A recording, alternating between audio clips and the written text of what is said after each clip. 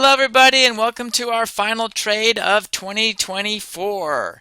So here we are. Let's take a look at the market last week and see what happened. You can see it took a huge dive most of the week, but then on Friday it took a big jump back up and volatility went way down on Friday, which means people for some reason aren't scared anymore. So whatever this scare was, by Friday it was over and volatility had come back down again.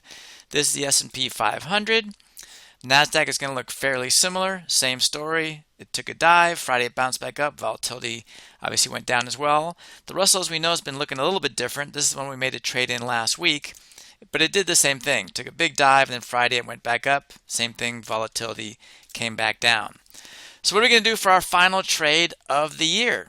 We are going to go to gold because you can see it's kind of been bouncing around for a while. This was a high a few months ago, and this is, if you just draw a couple lines here, it looks like the range. It's kind of just been kind of bouncing in this arena.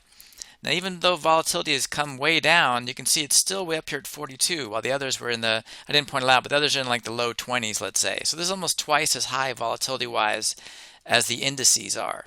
So our assumption is going to be that it stays somewhere kind of in this range for the next 40-ish days. So if we go to the trade page, what we're going to do is we're going to start here as close to 45 days as possible. This is 40. Tomorrow this will be 39. I've already set this one up for us. The stock is at 242.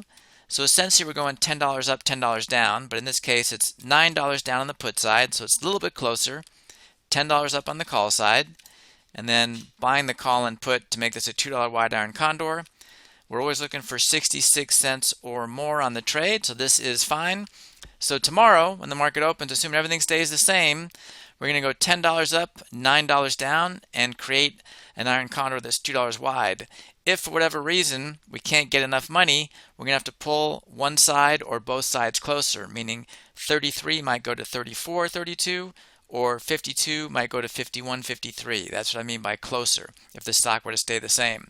So we're looking to get at least 66 cents or more on this $2 wide iron condor in our final trade for the year in GLD. Just wanted to wish everybody a happy holidays, a happy new year.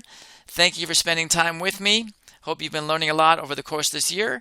Let's look to be healthy and happy and prosperous in the new year. Take care, everybody.